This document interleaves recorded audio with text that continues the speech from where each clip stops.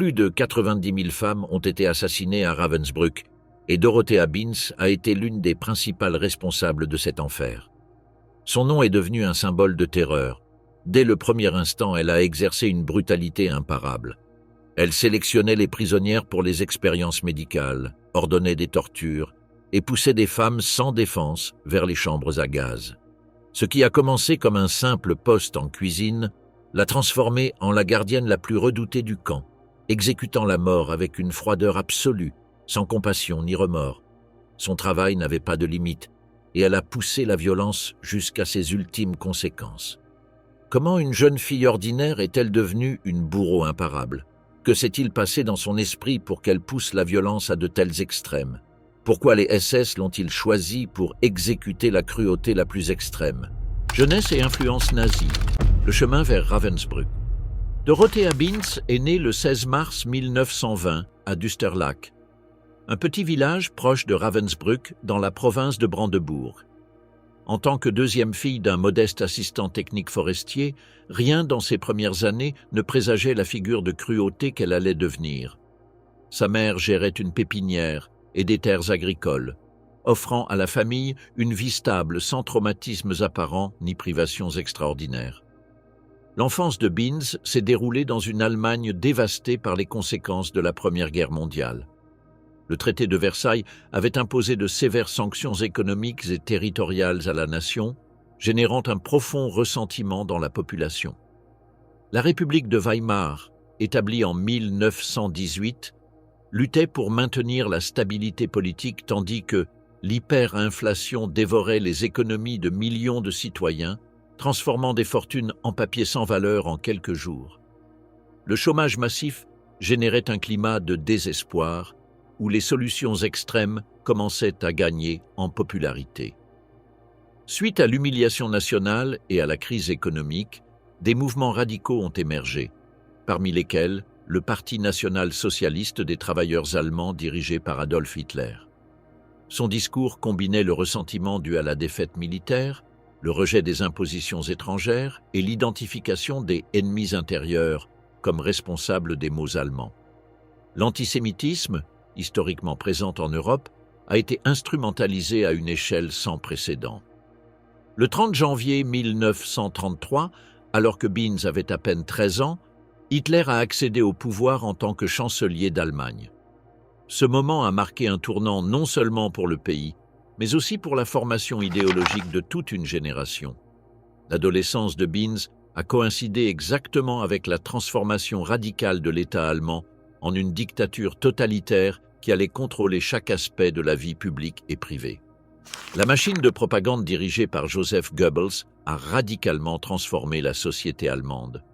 Grâce au contrôle absolu des médias, de l'art, de l'éducation et du divertissement, le régime nazi a créé un culte de la personnalité autour de Hitler.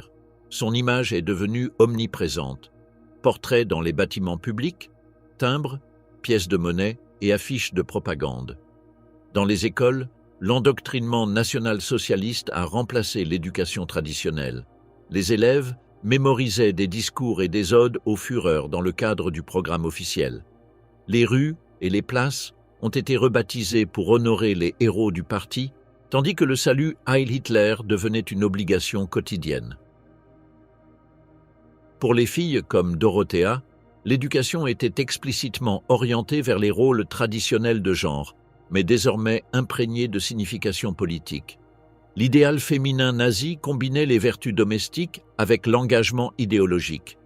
Le système éducatif formait les jeunes filles à devenir des épouses et des mères dédiées à élever la prochaine génération aryenne, contribuant ainsi à la grandeur raciale allemande. La Ligue des jeunes filles allemandes, Bund Deutscher Mädel, constituait un instrument fondamental pour l'endoctrinement des adolescentes. Cette organisation, branche féminine des jeunesses hitlériennes, façonnait les jeunes filles selon l'idéal nazi de la femme, physiquement aptes, dévouées au régime et préparées pour leur avenir maternel. Les activités combinaient entraînement physique, instruction domestique et endoctrinement idéologique. Bien qu'il n'existe pas de registre spécifique de la participation de Binz à cette organisation, l'immense majorité des jeunes Allemandes de son âge y étaient intégrés. Pendant que Binz traversait son adolescence, le régime nazi avançait rapidement dans la mise en œuvre de politiques antisémites. Le premier camp de concentration, Dachau, a ouvert ses portes en mars 1933, à peine 2 mois après l'arrivée de Hitler au pouvoir. Initialement destiné aux opposants politiques, il allait rapidement accueillir également d'autres groupes persécutés. Les lois de Nuremberg de 1935 ont privé les Juifs allemands de leur citoyenneté et interdit les mariages entre Juifs et non-Juifs, institutionnalisant la discrimination raciale. La persécution s'est intensifiée progressivement. Entre 1933 et 1939, environ 304 000 Juifs ont émigré d'Allemagne, fuyant une hostilité croissante. Ceux qui restaient voyaient leurs droits systématiquement supprimés. Exclusion des professions, expropriation des entreprises, restriction de déplacement et ségrégation dans tous les domaines sociaux. La nuit de cristal, Kristallnacht, de novembre 1938, a marqué une escalade de la violence antisémite. Lors de ce pogrom organisé, des synagogues ont été incendiées, des commerces juifs détruits et des milliers de personnes arrêtées et envoyées dans des camps de concentration. Lorsque ces événements ont eu lieu, Binz avait 18 ans, un âge où ses valeurs et sa vision du monde étaient pratiquement formées sous l'influence du régime nazi. Le déclenchement de la Seconde Guerre mondiale, en septembre 1939, a accéléré la radicalisation du régime. L'expansion territoriale allemande a permis de mettre en œuvre des politiques de persécution à l'échelle continentale. Le système concentrationnaire s'est élargi pour accueillir des prisonniers de toute l'Europe occupée, tandis que la solution finale prenait progressivement forme comme un plan d'extermination systématique. Dans un climat de nationalisme exacerbé, de suprémacisme racial et de normalisation de la violence politique, la jeune Dorothea Binz a franchi le pas qui allait définir son destin. En août 1939, à 19 ans, et alors que l'Europe était au bord de la guerre, elle a postulé pour un emploi dans le tout nouveau camp de concentration de Ravensbrück. Ravensbrück, l'ascension d'une exécutrice volontaire de la mort. À l'été 1939, alors que l'Allemagne se préparait à la guerre, Dorothea Binz a pris une décision qui allait changer à jamais le cours de sa vie. Selon ce qu'elle déclarerait plus tard lors de son procès, elle cherchait à éviter le travail dans les usines d'armement, de plus en plus courant pour les jeunes femmes en raison de la mobilisation masculine imminente pour le conflit. Pour cette raison, elle a sollicité un poste de responsable de cuisine dans le camp de concentration de Ravensbrück, inauguré quelques mois plus tôt. Cependant, ce poste étant déjà pourvu, Binz a été engagée comme gardienne. Ravensbrück présentait une particularité au sein du système concentrationnaire nazi. C'était le seul camp principal conçu spécifiquement pour les femmes. Situé à 90 km au nord de Berlin, au bord du lac idyllique de Schwetzee, le contraste entre son environnement naturel et les souffrances qu'il allait abriter ne pouvait être plus perturbant. Le camp était administré par les SS Totenkopf-Verbände, unité de la tête de mort, sous la supervision à la fois d'officiers masculins et d'environ 150 femmes surveillantes. Ces gardiennes, connues sous le nom d'Offizierinnen, étaient recrutées parmi des civils qui acceptaient le travail en raison de conditions professionnelles relativement favorables et de salaires supérieurs à ceux disponibles dans d'autres secteurs pour les femmes. Contrairement aux hommes des SS, les gardiennes ne faisaient pas officiellement partie de cette organisation, mais opéraient sous son commandement direct. Durant ses premiers mois dans le camp, Binz a exercé des fonctions relativement basiques. Entre octobre et novembre 1939, elle supervisait 10 prisonnières affectées à la Syrie. Jusqu'en mai 1940, ses responsabilités incluaient la surveillance de détenus transportant du charbon, déchargeant des briques, retirant des gravats, nettoyant des sols, travaillant dans l'administration des travaux, le jardinage et le développement du personnel. Rien dans ses débuts ne laissait présager la brutalité qu'elle allait développer par la suite. La structure du camp de Ravensbrück reflétait l'organisation méthodique du système concentrationnaire nazi. Les prisonnières vivaient dans des baraquements surpeuplés où les conditions d'hygiène étaient extrêmement précaires. La nourriture, délibérément insuffisante, consistait principalement en pain noir, un bouillon aqueux parfois accompagné d'un tubercule et des substituts de café sans valeur nutritive. Les journées de travail s'étendaient de l'aube jusqu'au coucher du soleil, quelles que soient les conditions climatiques. Un système hiérarchique était mis en place entre les prisonnières, certaines d'entre elles, désignées comme kapos, recevant de petits privilèges en échange de la surveillance du travail de leurs compagnes. Ce mécanisme favorisait les divisions internes et réduisait la possibilité de résistance organisée. Les catégories de prisonnières étaient identifiées par un système de triangles de couleurs cousus sur leurs vêtements. Rouge pour les politiques, vert pour les criminels de droit commun, noir pour les asociales, rose pour les homosexuels, violet pour les témoins de Jéhovah et jaune pour les juives. Le tournant dans la carrière de Beans est survenu en août ou septembre 1940, lorsqu'elle a été promue au poste de sous-chef du bloc cellulaire. Cet espace, connu sous le nom de bunker, fonctionnait comme centre disciplinaire où l'on punissait les prisonnières qui enfreignaient les règles du camp. Dans ce nouveau rôle, Beans a commencé à travailler directement sous la supervision de Maria Mandel, l'une des figures les plus brutales du système concentrationnaire. Mandel, né en Autriche, était entré au service des camps de concentration en 1938 et avait rapidement acquis une notoriété pour sa cruauté extrême. Sous sa tutelle, Beans a appris non seulement à imposer la discipline, mais à le faire par des méthodes de plus en plus brutales.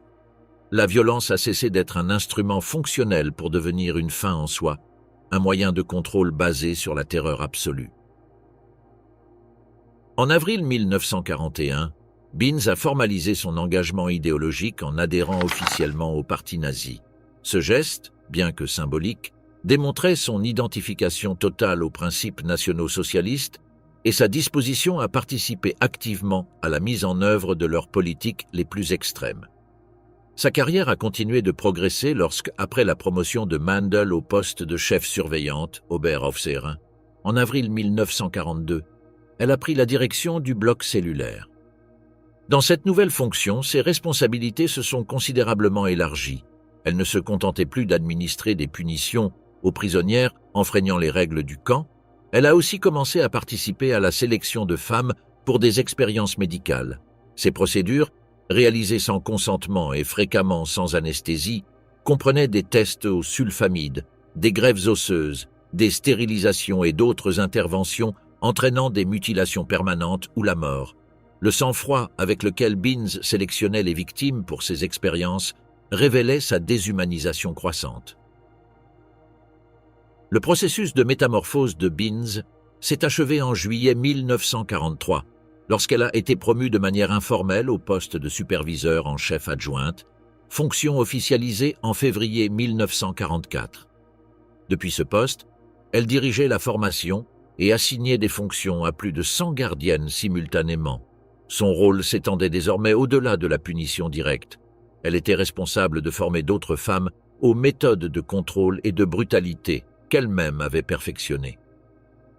Sous sa supervision, Ravensbrück s'est transformé en centre de formation pour environ 3500 gardiennes qui allaient ensuite servir tant dans ce camp que dans d'autres du système nazi. Le camp fonctionnait comme une académie de la terreur, où les nouvelles recrues apprenaient des techniques de surveillance, de punition et de contrôle psychologique des prisonnières. Parmi ses disciples figuraient certaines des figures les plus impitoyables du système concentrationnaire, comme Irma Grese, qui deviendrait célèbre pour sa brutalité à Auschwitz. À peine âgée de 20 ans, Grese allait devenir surveillante en chef du camp de femmes de Birkenau, où son sadisme lui vaudrait le surnom de « ange de la mort ». L'influence de Beans dans la formation de gardiennes comme Grese a multiplié exponentiellement la portée de sa cruauté. Beans a mis en œuvre des techniques d'endoctrinement systématique pour transformer des femmes ordinaires en bourreaux efficaces. Les nouvelles recrues étaient soumises à un processus commençant par de petites tâches de surveillance et augmentant progressivement leur participation à des actes de brutalité. Elles apprenaient à déshumaniser les prisonnières, à exercer la violence sans remise en question morale et à instrumentaliser la peur comme principal outil de contrôle. La formation combinait une instruction théorique sur l'idéologie raciale nazie avec une application pratique de techniques de soumission. Les gardiennes en formation devaient démontrer leur capacité à imposer la discipline par des châtiments physiques, en participant directement à des interrogatoires et à des séances de torture. Celles qui montraient des hésitations ou de la compassion étaient ridiculisées, tandis que la cruauté était récompensée par la reconnaissance et des promotions. Ravensbrück est ainsi devenu ce que de nombreux survivants ont appelé une école de la violence, un centre où des femmes ordinaires étaient transformées en instruments de la terreur d'État. Cette fonction de multiplication de la terreur fait que la figure de Binz dépasse ses actes individuels. Son influence s'est propagée à travers ses apprentis, perpétuant une culture de brutalité qui allait affecter des dizaines de milliers de prisonniers dans tout le système des camps nazis. Le règne de la terreur, la cruauté imparable de Dorothea Binz à Ravensbrück. En consolidant son pouvoir en tant que superviseur en chef adjointe, Dorothea Binz a transformé Ravensbrück en le théâtre d'un régime de terreur méthodique et calculé. Sa présence dans le camp provoquait un effet immédiat et tangible, le silence absolu. Les prisonnières, paralysées par la peur, savaient que le moindre mouvement ou bruit pouvait déclencher des châtiments brutaux qui se terminaient fréquemment par la mort. L'une de ses premières mesures a été d'intensifier les appels quotidiens, connus sous le nom d'appels. Ces inspections, réalisées 2 ou 3 fois par jour indépendamment des conditions climatiques, obligeaient les prisonnières à rester immobiles pendant des heures sur la place centrale du camp, connue sous le nom de Appelplatz. Sans petit déjeuner, avec à peine une gorgée d'eau avant la formation, elles devaient rester parfaitement alignées sans pouvoir s'asseoir, parler ou échanger de regards. L'efficacité cruelle de ces appels résidait dans leur capacité à briser physiquement et psychologiquement les prisonnières. Pendant l'hiver, les femmes affaiblies par la dénutrition devaient rester debout sous des températures glaciales, souvent sans manteau adéquat. En été, la chaleur étouffante et la déshydratation provoquaient des évanouissements réguliers. Toute manifestation de faiblesse entraînait invariablement des punitions supplémentaires, créant un cercle vicieux de souffrance. Après les appels épuisants, les prisonnières étaient envoyées à des journées de travail forcé dans diverses installations à l'intérieur et à l'extérieur du camp. Beaucoup travaillaient dans des usines de l'entreprise Siemens, produisant des composants électriques pour l'effort de guerre allemand. D'autres étaient affectés à des tâches de construction, d'agriculture ou de fabrication textile. À midi, elles ne recevaient qu'une ration minimale de pain, insuffisante pour compenser l'épuisement physique. Les conditions sanitaires à Ravensbrück étaient délibérément déplorables. Les baraquements manquaient d'installations hygiéniques adéquates, avec des latrines collectives insuffisantes pour la population du camp. L'accès à l'eau pour la toilette personnelle était extrêmement limité, tandis que les vêtements étaient rarement lavables. Ces conditions, combinées à la malnutrition chronique, transformaient des maladies comme le typhus, la tuberculose et la dysenterie en épidémies mortelles qui décimaient constamment la population du camp. Binz parcourait Ravensbrück en suivant un rituel quotidien. Vêtu de son impeccable uniforme noir, fouet à la main, accompagné d'un berger allemand dressé spécifiquement pour attaquer sur son ordre, sa tactique de base était l'imposition de la terreur par l'imprévisibilité. Elle n'avait pas besoin de motifs spécifiques pour punir. La moindre infraction, ou simplement la sélection arbitraire d'une prisonnière suffisait à déclencher sa fureur. La survivante tchèque Dagmar Hova a relaté l'un des épisodes les plus glaçants de sa cruauté. Lors d'une inspection de travail, Binz a considéré qu'une prisonnière n'accomplissait pas ses tâches avec suffisamment d'énergie. Sans dire un mot, elle s'est approchée et l'a giflée avec une telle force qu'elle l'a fait tomber. Ensuite, elle a pris une hache et a commencé à la frapper brutalement jusqu'à la défigurer complètement. Une fois satisfaite, elle a essuyé ses bottes ensanglantées sur la jupe de la victime, a enfourché son vélo et est partie avec une indifférence absolue, comme si elle avait accompli une tâche routinière. Une autre survivante, Olga Galava, a décrit comment Binz utilisait son chien comme instrument d'exécution. En voyant une prisonnière épuisée trébucher et tomber, Binz a accéléré à vélo pour la renverser délibérément. Ensuite, elle a ordonné à son berger allemand de l'attaquer.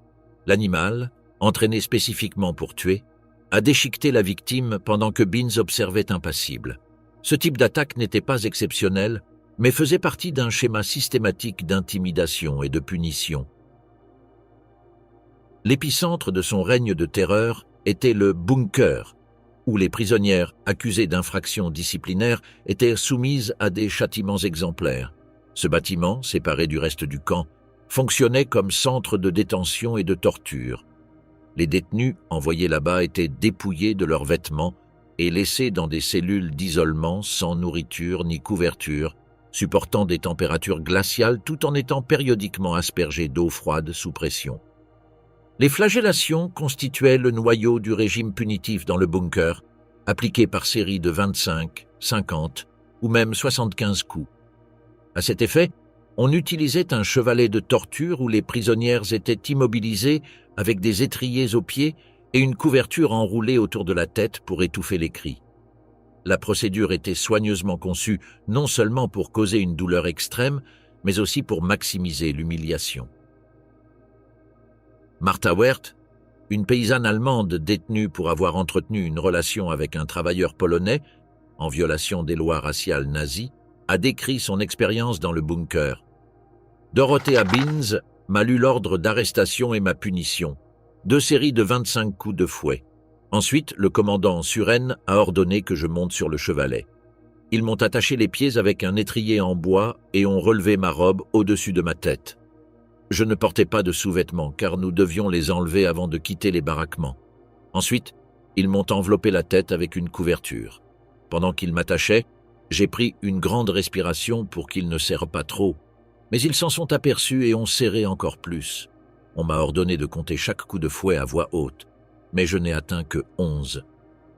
Quand ils ont enfin terminé, je pouvais à peine tenir debout. En 1944, avec la construction des chambres à gaz à Ravensbrück, Binz a assumé un rôle actif dans les sélections pour l'extermination. Les prisonnières qui ne pouvaient plus travailler à cause de l'épuisement ou de la maladie étaient désignées pour un traitement spécial, euphémisme qui indiquait leur élimination.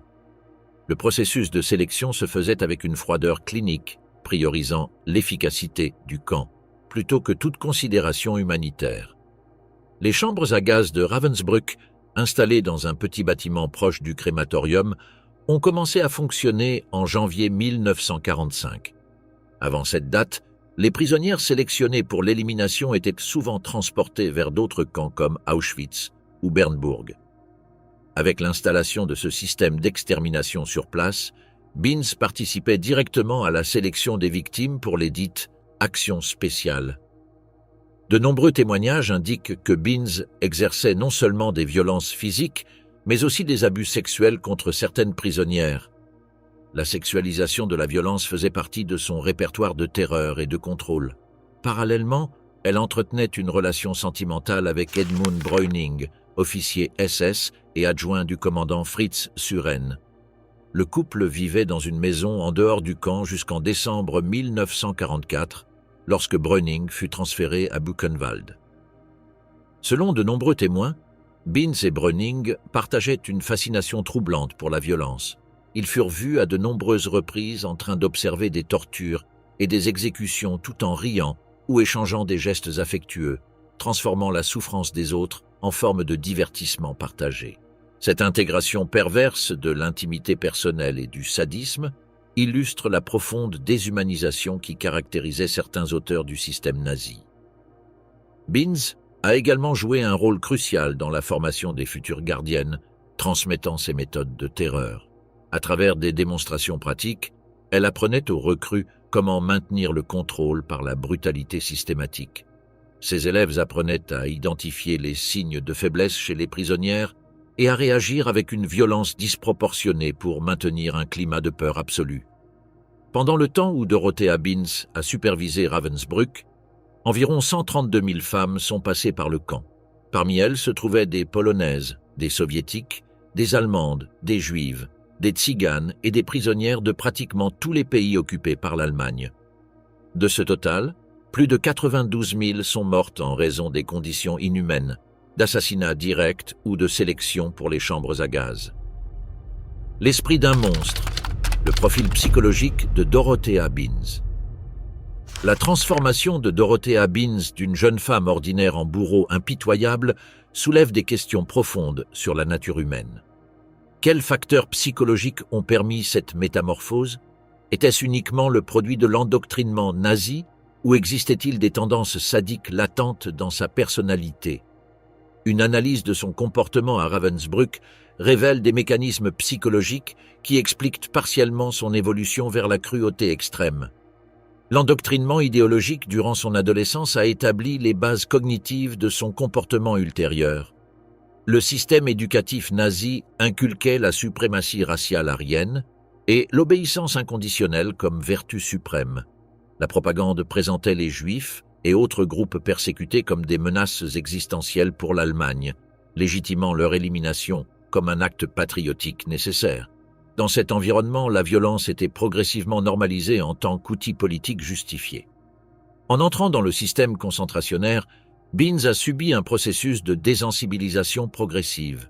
Le premier acte de cruauté a probablement généré un conflit intérieur, mais chaque action suivante devenait psychologiquement plus facile que la précédente. Le renforcement positif à travers les promotions et la reconnaissance par ses supérieurs créait un cycle où la brutalité était récompensée par un statut et un pouvoir accru. Un facteur crucial dans son évolution psychologique fut la déshumanisation systématique des victimes. Le régime nazi catégorisait les prisonniers comme des êtres infrahumains, de simples objets sans valeur intrinsèque. Cette perception permettait aux bourreaux comme Binz de se distancer émotionnellement de la souffrance qu'ils infligeaient, la considérant non comme de la cruauté envers des semblables, mais comme une gestion nécessaire d'un système. Le pouvoir absolu sur d'autres personnes a accéléré sa transformation.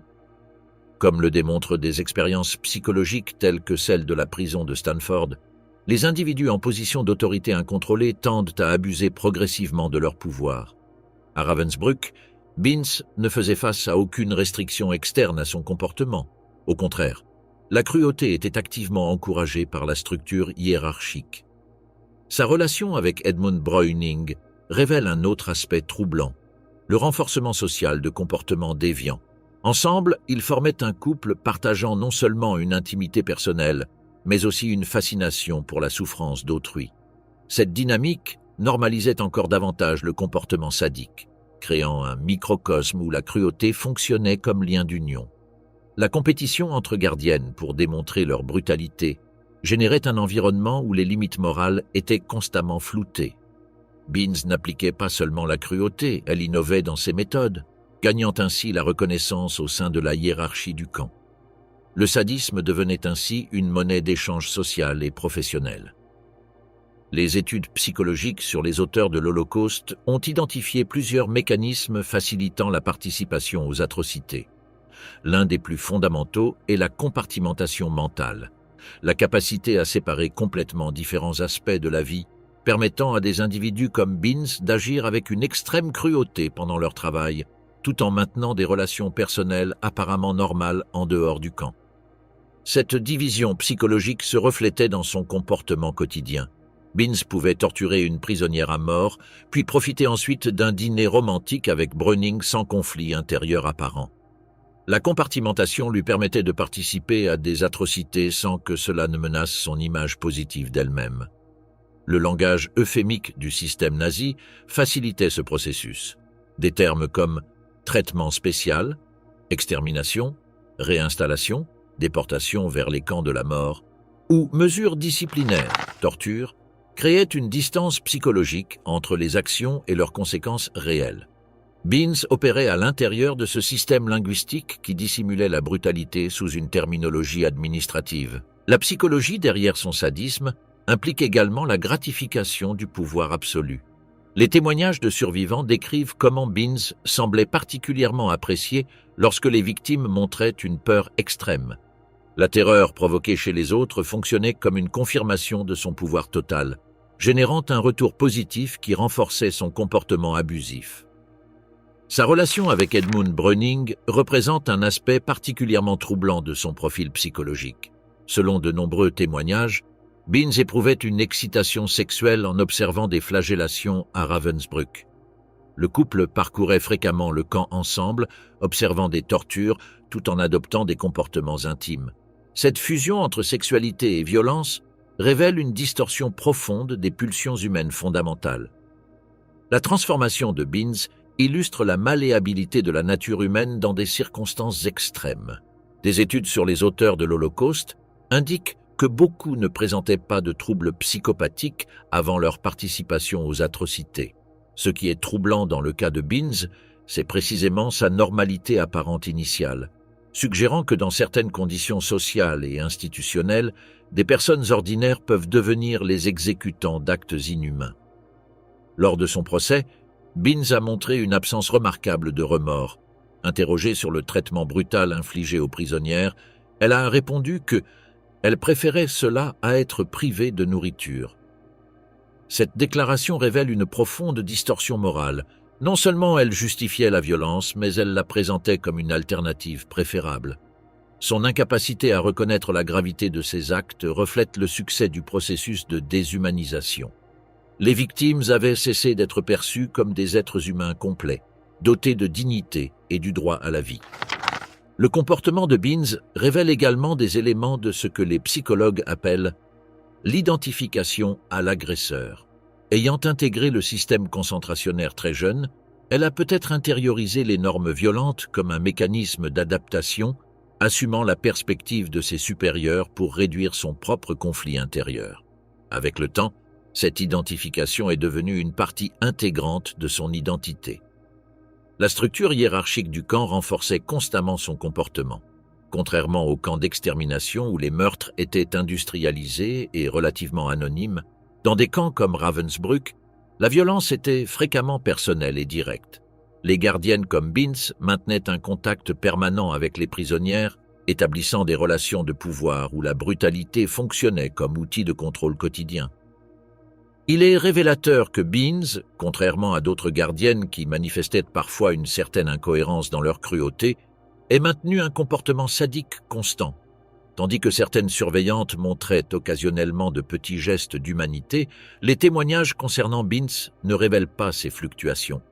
Cette constance suggère une internalisation complète de l'idéologie nazie et une transformation psychologique profonde ayant éliminé les barrières morales conventionnelles. Cette combinaison de facteurs, endoctrinement idéologique, déshumanisation des victimes, pouvoir sans limite, renforcement social, compartimentation psychologique et gratification du sadisme, explique partiellement comment une jeune fille de 19 ans s'est transformée en l'un des symboles les plus redoutés de la cruauté nazie en à peine 5 ans.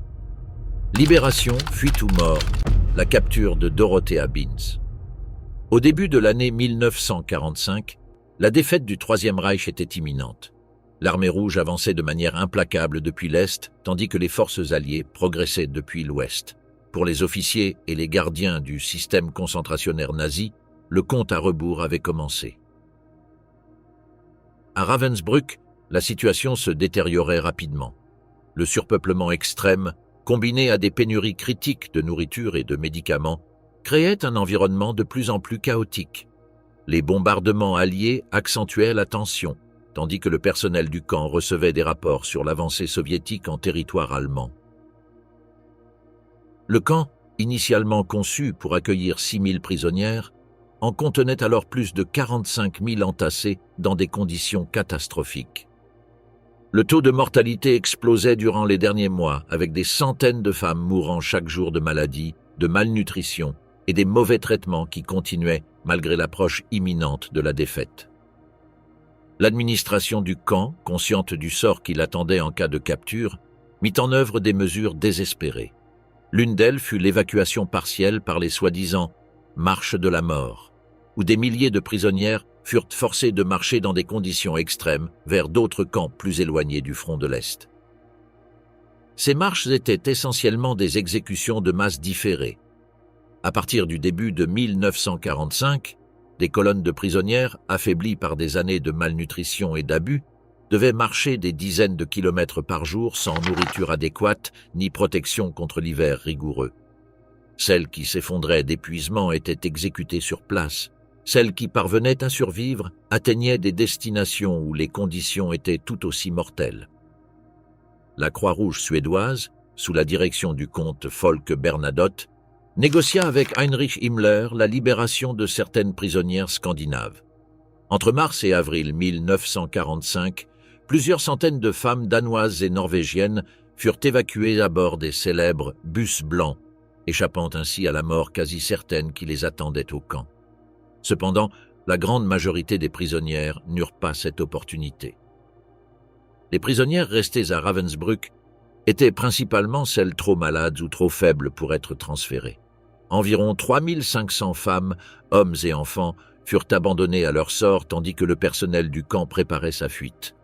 Les derniers jours furent particulièrement brutaux, avec des exécutions hâtives pour éliminer d'éventuels témoins et la destruction systématique de documents compromettants. Dans ce contexte de chaos et de désespoir, Dorothea Binz prit la décision de fuir avant l'arrivée des troupes soviétiques. Contrairement aux officiers fanatiques restés à leur poste jusqu'à la fin par loyauté idéologique ou résignation, Binz opta pour la survie.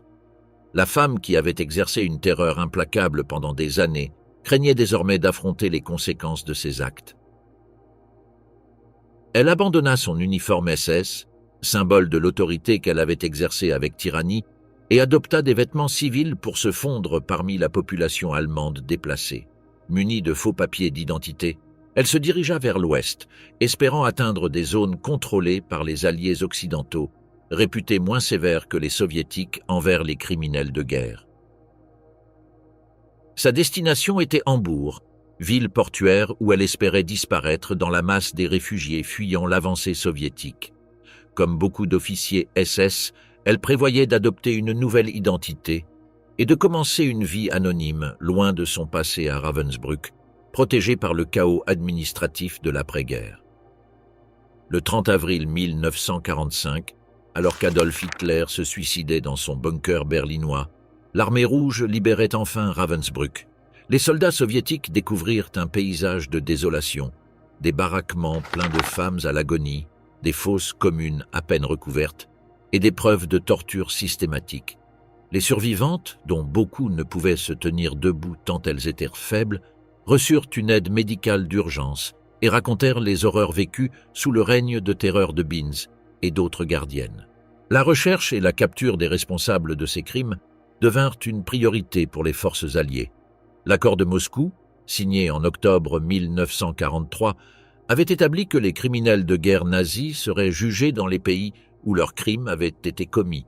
Pour mettre en œuvre cette politique, des équipes spécialisées furent organisées pour localiser les officiers SS et le personnel des camps de concentration. Des photographies et des descriptions détaillées des coupables circulaient parmi les unités militaires alliées. Les témoignages des survivants furent fondamentaux pour identifier des figures comme Binz, dont la notoriété en faisait une cible prioritaire. Les interrogatoires d'anciens prisonniers libérés fournissaient des informations précieuses sur les routes de fuite possibles et les lieux de refuge. Le 3 mai 1945, quelques jours seulement après la libération de Ravensbrück, la chance de Binz tourna. Lors d'un contrôle de routine à Hambourg, des troupes britanniques l'identifièrent grâce au témoignage d'une ancienne prisonnière qui l'a reconnue malgré sa tentative de déguisement. La femme, qui avait terrorisé des milliers de personnes pendant des années, fut arrêtée sans offrir de réelle résistance, consciente que toute fuite était désormais impossible. Binz fut d'abord transférée dans un centre de détention à Recklinghausen, où d'autres officiers et gardiens capturés attendaient, pendant que les Alliés organisaient les procédures judiciaires pour juger les crimes de guerre. Lors des premiers interrogatoires, elle maintint une attitude impassible, semblable à celle qu'elle avait manifestée durant ses années à Ravensbrück. Suivant la stratégie adoptée par de nombreux criminels nazis, Binz nia les accusations les plus graves et minimisa son rôle dans le camp. Elle admit avoir appliqué occasionnellement la discipline par des gifles ou de légers coups, mais nia catégoriquement toute participation à des tortures systématiques, des meurtres ou des sélections pour les chambres à gaz. Ce déni partiel contrastait brutalement avec les nombreux témoignages qui l'identifiaient comme l'une des figures les plus redoutées de Ravensbrück. Pendant sa détention, les autorités alliées rassemblèrent des preuves pour son futur procès. Des centaines de déclarations de survivants furent recueillies, des documents administratifs du camp ayant échappé à la destruction furent collectés et des accusations formelles furent préparées. Le processus fut méticuleux, reflétant la détermination des Alliés à ce que, contrairement à l'après-Première Guerre mondiale, cette fois les responsables des crimes de guerre rendent pleinement des comptes. Le dernier procès, la condamnation et l'exécution de Dorothea Binz. Le 5 décembre 1946, plus d'un an après la reddition de l'Allemagne, le premier procès de Ravensbrück débuta. Le tribunal militaire britannique établi à Hambourg réunit 16 accusés, anciens membres du personnel du camp, pour répondre de crimes contre l'humanité. Parmi eux se trouvait Dorothea Binz, en tant qu'accusée numéro 10, poursuivie pour torture, meurtre et traitement inhumain des prisonnières. Ce procès faisait partie d'un effort judiciaire sans précédent. Après le procès principal de Nuremberg contre les hauts dirigeants nazis, les puissances alliées avaient engagé des procédures distinctes pour juger les exécutants de rang inférieur directement impliqués dans la mise en œuvre des atrocités. Le procès de Ravensbrück fut l'un des premiers à se concentrer spécifiquement sur les crimes commis dans un camp de concentration unique. Le tribunal était composé d'officiers britanniques ayant une formation juridique, présidé par le général de division HPM Berney Ficklin. L'accusation, dirigée par le major Stewart, avait réuni une vaste documentation et localisé des dizaines de témoins disposés à témoigner sur les crimes commis à Ravensbrück, malgré le traumatisme de revivre ces expériences. Pendant près de 2 mois, le tribunal entendit des témoignages accablants. Des survivantes de diverses nationalités décrivirent la brutalité quotidienne dans le camp, identifiant chaque accusé et détaillant leur participation spécifique aux abus. Les témoins expliquèrent comment Binz sélectionnait arbitrairement des prisonnières pour des punitions exemplaires, supervisait personnellement des flagellations et comment sa simple présence paralysait les détenus de terreur. Une témoin polonaise raconta comment Binz avait dressé son chien pour attaquer les prisonnières, décrivant un incident où une femme épuisée fut littéralement déchiquetée par l'animal sur ordre direct de la gardienne. Une autre raconta les interminables heures debout pendant les appels, où tout mouvement se traduisait par des châtiments brutaux. Plusieurs témoignèrent de passages à tabac que Binz avait elle-même administrés jusqu'à la mort des victimes. Particulièrement choquants furent les témoignages sur le bunker, le centre de punition où Binz supervisait personnellement des séances de torture. Les prisonnières racontèrent comment elles étaient déshabillées, attachées à des bancs de torture et fouettées méthodiquement, souvent jusqu'à perdre connaissance. Plusieurs témoins confirmèrent que Binz non seulement ordonnait ces punitions, mais y participait fréquemment elle-même, faisant preuve d'une férocité particulière envers celles qui montraient de la peur ou de la faiblesse. Une survivante raconta comment Binz choisissait les plus faibles pour ses punitions, semblant particulièrement apprécier la terreur qu'elle provoquait. Une autre décrivit comment Binz et Bröning observèrent les tortures comme un divertissement, riant pendant que les prisonnières subissaient des châtiments brutaux. Ces témoignages révélèrent non seulement la participation directe de Binz aux atrocités, mais aussi le plaisir apparent qu'elle tirait de la souffrance qu'elle infligeait. Les témoignages détaillèrent également la participation active de Binz aux sélections pour les chambres à gaz installées à Ravensbrück durant les derniers mois de fonctionnement du camp. Avec une froideur clinique, elle décidait qui vivrait un jour de plus et qui serait exécuté, sur la base de critères arbitraires, reflétant souvent ses antipathies personnelles plus que les capacités de travail des prisonnières. Pendant toute la durée du procès, l'attitude de Binz refléta la même froideur que celle qui avait caractérisé son comportement à Ravensbrück. Sans montrer de remords ni d'émotion visible, elle se contenta de nier les accusations les plus graves. Elle admit avoir giflé ou frappé, légèrement, des prisonnières indisciplinées, mais nia toute responsabilité dans des décès ou des tortures systématiques. Sa stratégie de défense suivait le schéma utilisé par de nombreux accusés dans les procès pour crimes de guerre: minimiser son rôle, nier la connaissance des aspects les plus atroces du système et se présenter comme un simple rouage sans autorité réelle pour remettre en question les ordres. Cependant, les témoignages démontrèrent sans équivoque qu'elle occupait non seulement un poste de responsabilité considérable, mais qu'elle exerçait son pouvoir avec initiative personnelle et une cruauté extrême. Lorsque le procureur lui demanda si elle considérait que le traitement brutal réservé aux prisonnières était approprié, Binz répondit avec indifférence que Elle préférait cela à être privée de nourriture. Cette déclaration, plus que tout autre témoignage, révélait la distorsion morale ayant permis aux bourreaux de justifier les atrocités comme des actes de routine nécessaires au maintien de l'ordre. La défense tenta de présenter Beans comme une fonctionnaire ayant obéi aux ordres dans un système où le refus aurait entraîné de graves conséquences. Ils soutinrent qu'on ne pouvait pas attendre d'une jeune femme peu instruite qu'elle remette en question les politiques de ses supérieurs et que les conditions extrêmes de la guerre avaient déformé les standards de comportement. Toutefois, les témoignages démontrèrent clairement qu'elle ne se contentait pas d'obéir aux ordres, mais qu'elle dépassait ses responsabilités officielles, faisant preuve d'initiative personnelle dans l'application de la cruauté. Le 3 février 1947, après de longues délibérations, le tribunal rendit son verdict. Dorothea Beans fut déclarée coupable de crimes contre l'humanité, avec 10 autres accusés, parmi lesquels Johann Schwarzhuber, officier SS, Carmen Mori, Capo, Vera Salvequar, pharmacienne du camp, et d'autres gardiennes comme Greta Bösel et Elisabeth Marshall. Elle fut condamnée à mort. La sentence reflétait la gravité des crimes commis et envoyait un message clair. Ceux qui participèrent activement aux atrocités, indépendamment de leur rang ou de leur sexe, porteraient la responsabilité maximale. Le tribunal rejeta l'argument des « ordres supérieurs », établissant que la participation à des crimes contre l'humanité constituait une responsabilité personnelle et que les ordres de la hiérarchie ne pouvaient servir de justification. Son avocat déposa une demande de grâce, invoquant sa jeunesse et l'influence de l'endoctrinement nazi, mais celle-ci fut rejetée. Le 31 mars 1947, le commandant en chef de l'armée britannique du Rhin, le maréchal Bernard Montgomery, confirma définitivement la sentence. L'exécution serait menée à bien. La sentence de mort ne brisa pas l'apparente impassibilité de Beans. Toutefois, quelques heures après être retournée dans sa cellule, elle prit une décision désespérée. Utilisant un objet tranchant qu'elle avait réussi à dissimuler, elle tenta de se trancher les veines pour éviter l'humiliation de la potence. Cet acte final révéla que, derrière le masque d'indifférence, il y avait une conscience totale de la gravité de ses crimes et une peur de devoir affronter son châtiment.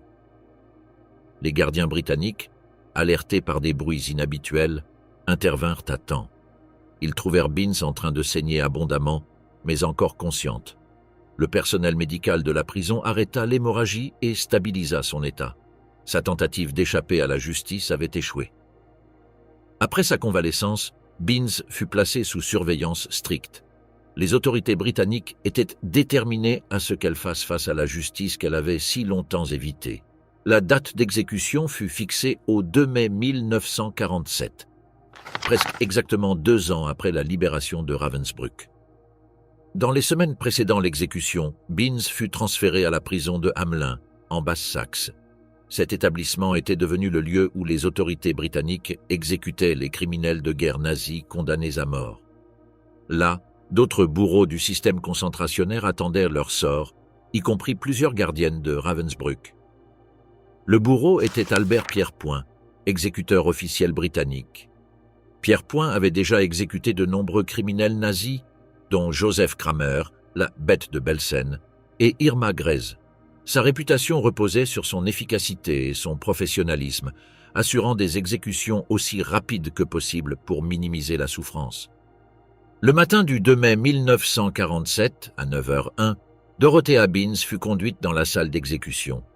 Vêtue de vêtements simples fournis par la prison, elle marcha escortée par des gardiens. Selon les témoins, elle resta calme jusqu'à la fin, sans prononcer de dernières paroles ni montrer de signes de remords. Conformément au protocole britannique, Pierrepoint plaça une cagoule noire sur la tête de Beans et ajusta la corde autour de son cou. Il utilisa la méthode dite de la longue chute, calculée en fonction du poids de la condamnée pour garantir une mort instantanée par fracture cervicale. Lorsque la trappe s'ouvrit sous ses pieds, le corps de Beans chuta et la corde se tendit brutalement. La mort fut immédiate. La femme qui avait semé la terreur à Ravensbrück pendant des années cessa d'exister. Elle avait 27 ans. Après la confirmation du décès par un médecin officiel, le corps fut descendu et placé dans un cercueil simple. Comme pour les autres criminels de guerre exécutés, il ne fut pas remis à la famille, mais enterré anonymement dans l'enceinte de la prison. Aucune cérémonie ni hommage n'eut lieu. L'exécution fut consignée dans les documents officiels comme un acte de justice, l'accomplissement de la sentence prononcée par un tribunal légitime après un procès avec toutes les garanties juridiques. L'héritage maudit, la mémoire de Ravensbrück. L'exécution de Dorothea Binz représentait un acte de justice, bien que symbolique face à l'ampleur des crimes commis à Ravensbrück. Bien que sa mort ne puisse compenser la souffrance de milliers de victimes, elle constituait une étape nécessaire dans le processus de reddition de comptes après la Shoah. Ravensbrück, contrairement à Auschwitz ou Dachau, est resté relativement moins connu dans la mémoire collective de la Shoah. Cependant, son importance historique est indéniable. En tant que principal camp de concentration pour femmes, il illustre des dimensions spécifiques de la persécution nazie liées au genre. Pendant ces 6 années d'existence, environ 132 000 femmes de plus de 20 nationalités sont passées par ces installations. La Pologne, l'Union soviétique, l'Allemagne et la France ont fourni les contingents les plus nombreux. Plus de 92 000 femmes y sont mortes à cause des conditions inhumaines, du travail forcé, des expériences médicales, des exécutions directes ou dans les chambres à gaz installées dans la phase finale du camp. Après la guerre, tandis que l'Allemagne était divisée entre les puissances victorieuses, Ravensbrück se retrouva dans la zone d'occupation soviétique, plus tard République démocratique allemande. En 1959, un mémorial national y fut établi, bien que le récit officiel ait été fortement influencé par l'idéologie communiste. L'accent fut mis principalement sur les prisonnières politiques, en particulier les communistes, tandis que d'autres groupes de victimes reçurent moins d'attention. La réunification allemande en 1990 permit une approche plus complète de l'histoire du camp.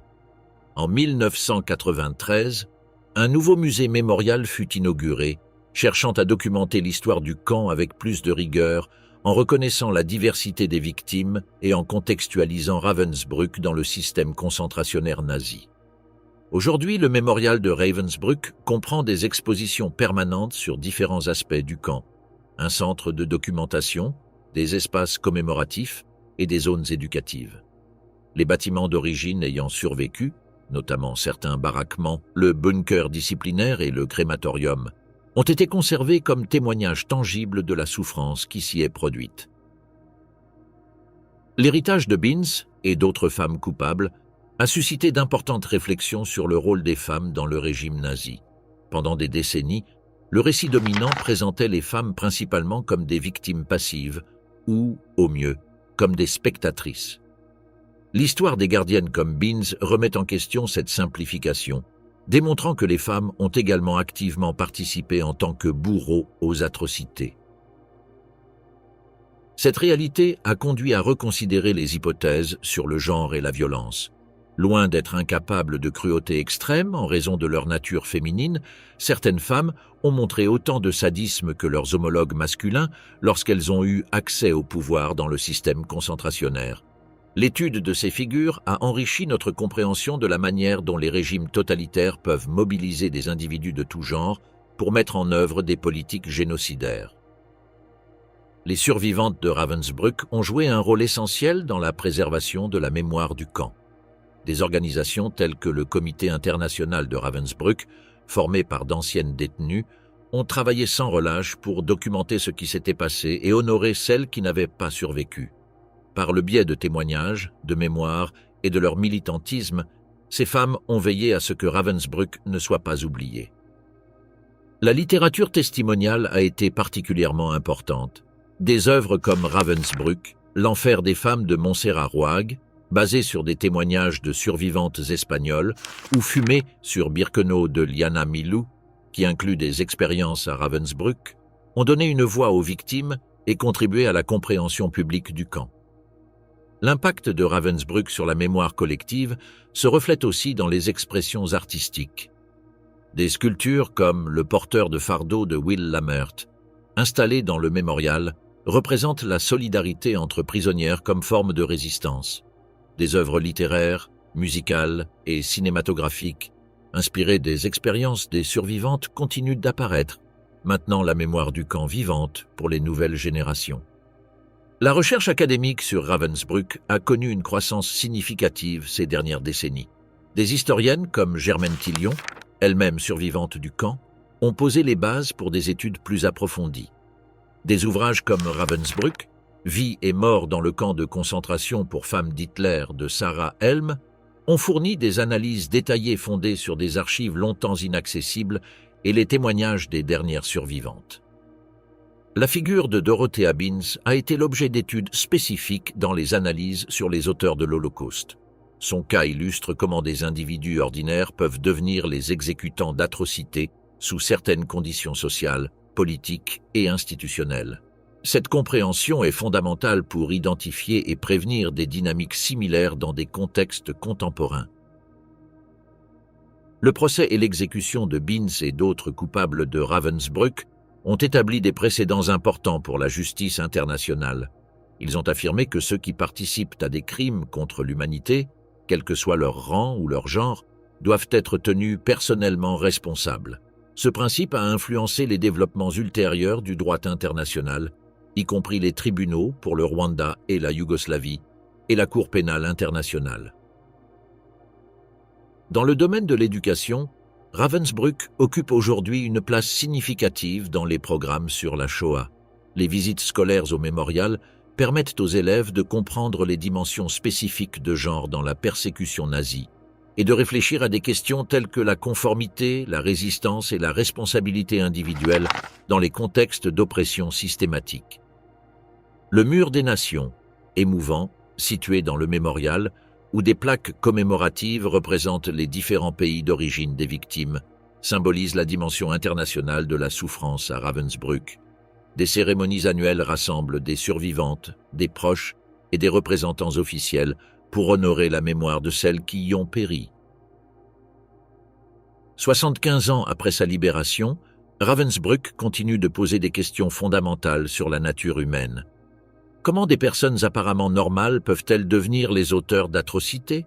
Quels mécanismes sociaux et psychologiques facilitent cette transformation? Comment identifier et contrer des processus similaires dans nos sociétés contemporaines? L'héritage de Dorothea Binz et de Ravensbrück n'est pas simplement historique, mais profondément pertinent pour notre présent.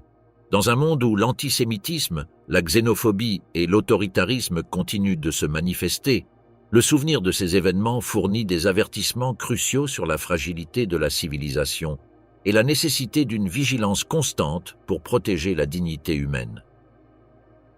L'histoire de Ravensbrück nous rappelle que les droits humains et la démocratie ne sont pas des acquis permanents, mais des conquêtes qui nécessitent une défense active.